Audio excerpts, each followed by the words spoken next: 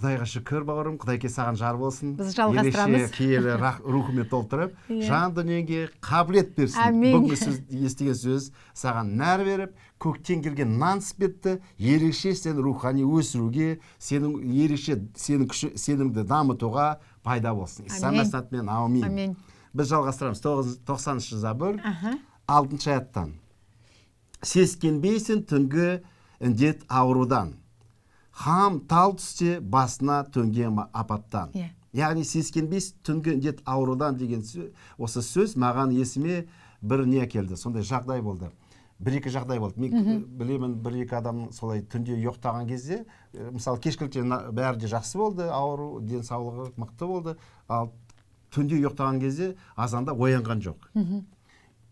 Содан кейін оларды дәрігер тексерген кезде басынан қан кетіп өліп қалған дейді сол адамдар. Менде есімде 2 адам бар сонда қайтыс болып кеткен. Және де жастары онша немес, кәрі емес.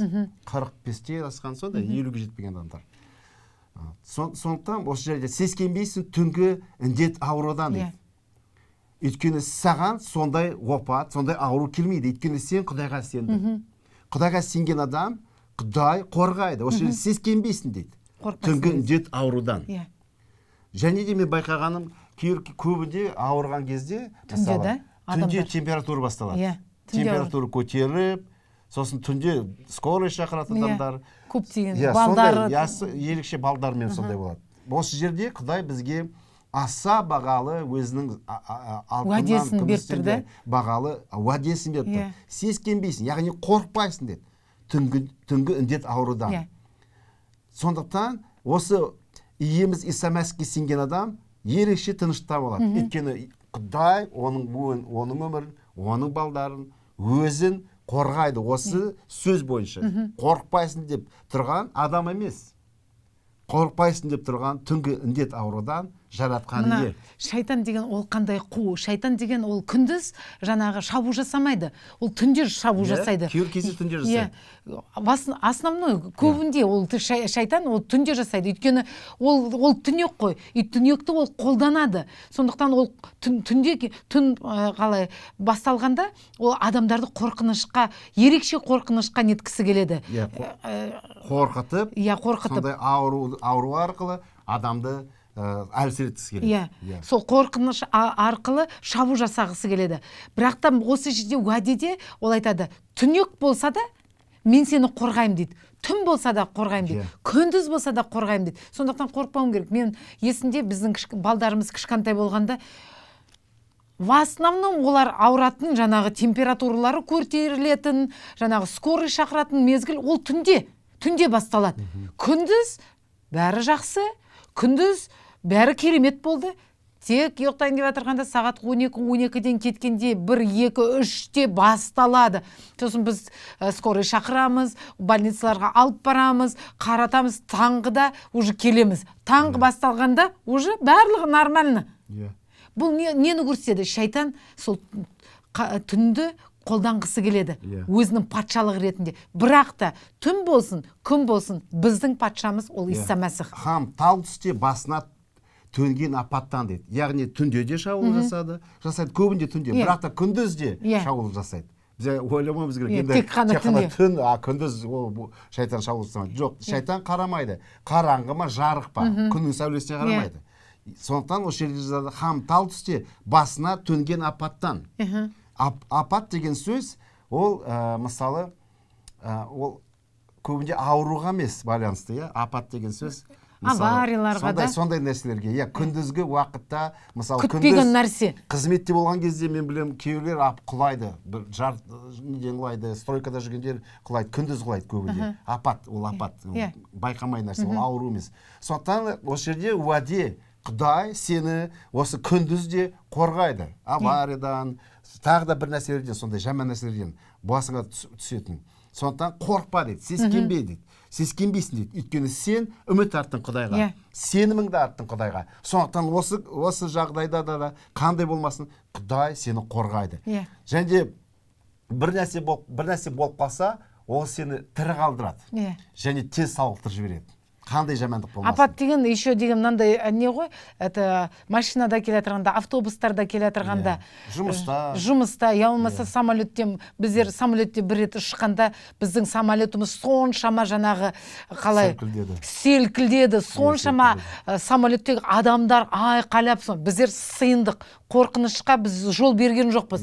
Самолет деген бірнеше минуттан кейін дұрысталып, жаңағы өзінің қалпына келіп, сосын орнына түсіп, біздер деген орнымызға ұшып келдік. Өйткені қай жерде болмасақ та Құдайдың сөзі бәр жерде бізді қорғайды. Құдайдың сөзінде Құдайдың уәделері бар. Көптеген куәліктер бар. Құдай біздерді қорғап қалған. Машинада да, жаңағы автобустың ішінде де, жаяу келе жатырғанда да біздерді машина қақып кетуге қалды. Сонда Құдай бізді барлық жағынан да қорғады. Бір рет мен неге бір автобусқа деген жаңағы кешігіп қалдым. Сосын ойладым, мен автобусқа кешігіп қалдым, мен автобус жаңағы кетіп қалды ғой, енді күтем деп. Білесіздер ме, екінші автобус келіп мінгенде біздер балдарымызбен жаңағы өтіп кеткен автобус аварияға түсіпті. Құдай апатқа ұшырапты. Құдай бізді сол апаттан сақтады. Қаншама сені Құдай сақтады апаттан. Қаншама ол сені сақтап қорғап қалды. Мүмкін сенің өміріңде сондай жағдайлар болды. Әумин, Құдай сені жарылқасын. Бір күні бір деген бауырымыз келіп, Бақташы Еркінге айтты, Бақташы Еркін, мен сондай керемет жұмыста жұмыс істеп едім, менің бастығым жаңағы ауысып кетті, бастығым басқа жерге кетіп қалды да, новый бастық келді. Жаңағы жаңа бастық деген өзінің командасын алып жатыр, енді мені алып тастайды деп. Ол жаңағы біздің бауырласымыз, ол деген көп деген жаңағы анандай өте маңызды қағаздарға қолдарын қояды. Сіздер білесіздер ме? Бақташ айтты, бауырым, бұл Құдайдың жаңағы жарылқауы. Сен сол жұмыстан кетесің де, ол жұмыста жұмыс жасамайсың деп. Жаңағы бауырымыздың жүрегі мұнайып, сол Бақташыға ренжіп кетіп қалды. Неге олай айтты? Неге мен жұмыстан кетуім керек деп. Жарты жыл қауымға келген жоқ. Жарты жылдан кейін сосын сол бауырымыз звондап Бақташыға келіп кездесіп, сосын айтты, Бақташы, рахмет саған. Сен сонда маған сыйынғанда, маған айтқанда сен сол жұмыстан кетесің, сен ол жұмыста жұмыс жасамайсың деп мен ренжідім саған. Қауымға келгім келген жоқ деп. Сіз білесіз бе? Сол жаңағы келген жаңағы бастық, жаңағы оның командалары жарты жылдан кейін олар жаңағы жаман істерді істеп, оларды отырғызып қойды деп. Ал мен сол жерде болғанда мені де отырғызар еді деп. Құдай мені сақтап қалды деп. Бүгін сенің өміріңде мүмкін сен жұмысынан айырылған шығарсың. Мүмкін тағы бір апат болған болар сенің өміріңде.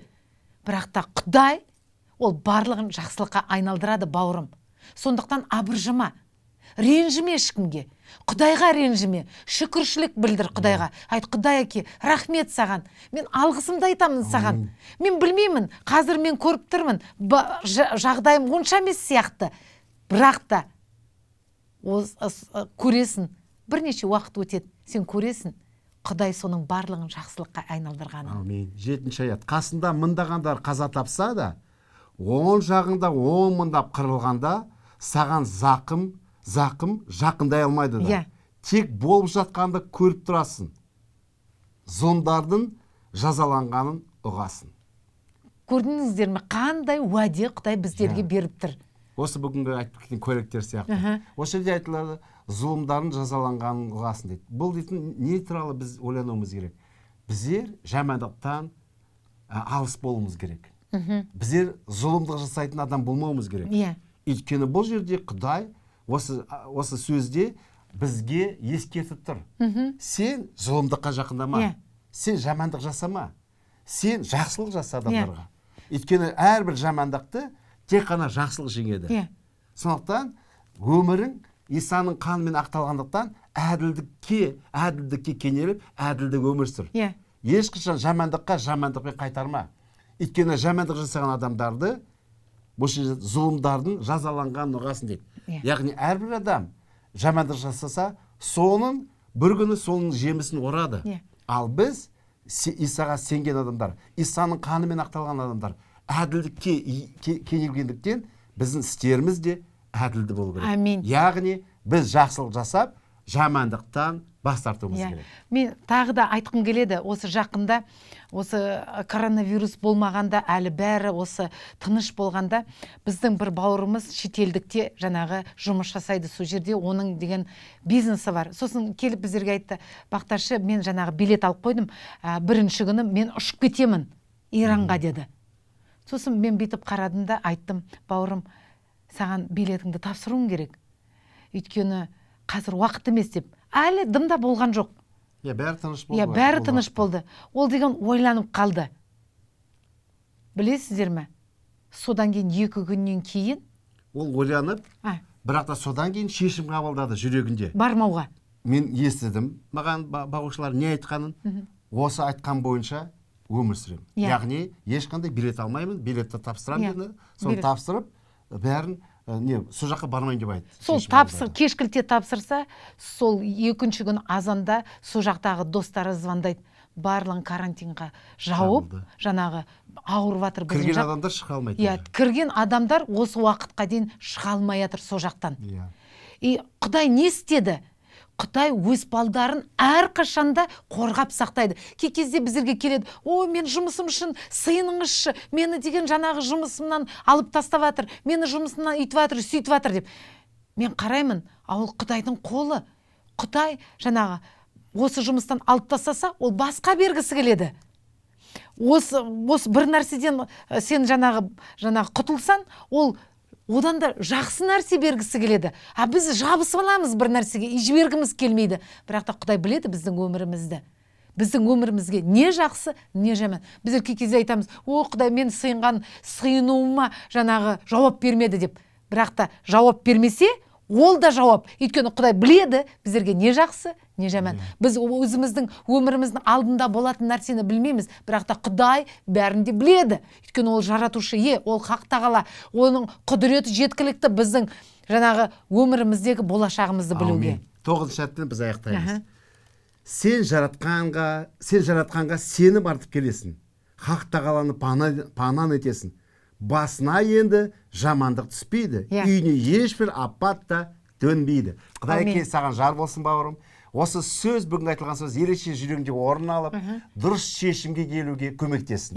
Әрбір біздің шешіміміз біздің өмірімізге әлде жарылқауға келеді, әлде қарғыс. Егер де Құдайдың сөзіне бағынып, дұрыс шешімге келсең, осы алдында айтқандай куәлікте, ол қазіргі сол бауырымыз айтады, Құдайға шүкір, бағушылар, мен сендер арқылы Құдай маған сөйлеп, мен соны тыңдағаныма деп. Ол ерекше қуанып жүр. Тап солай Құдай сені әрқашанда қуантсын. Иса мәсінің атымен, аумин.